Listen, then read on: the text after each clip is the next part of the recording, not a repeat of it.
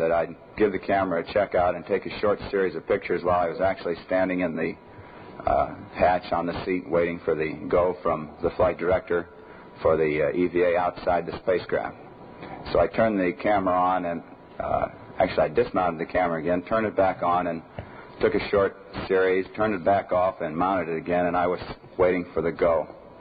It came a little earlier than I had expected. I was expecting to get it over Guaymas. I thought maybe I'd lost track of time out there, that it was going faster than I had anticipated, but as we look back on the flight plan, Chris actually felt we were ready to go over Hawaii, and that since we were going to lose a portion of the nighttime on the other end of the EVA due to the late launch, he decided to let us go over Hawaii. So I got my go a little earlier than I anticipated.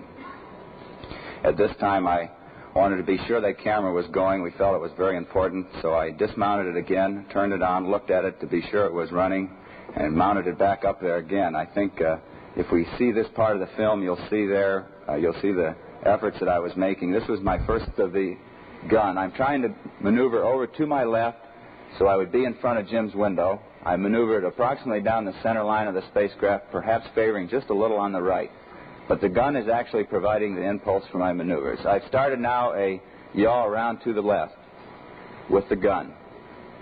At this time, I knew we had something with the gun because it was actually providing me an opportunity to control myself where I wanted to go out there.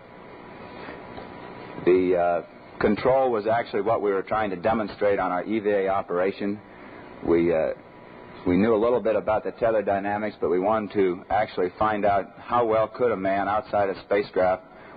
So I tried to use it very sparingly. I just used it enough to satisfy myself and to make maneuvers so that I felt in my own mind that I could control myself in both pitch, yaw, and translation.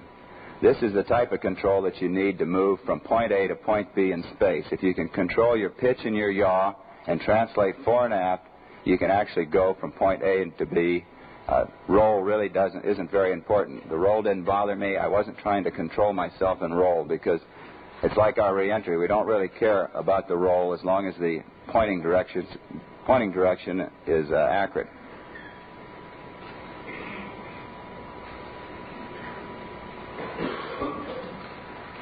On this one, I used the tether to come back. Any other time, this was the time it did, because, as I pointed out, I actuated one lever with my left hand, the other with my right hand, and Jim pulled like the devil on the handle. And between the two of us, we got into the proper sequence that we knew we had to get into to close the hatch, and this is the manner in which we close the hatch.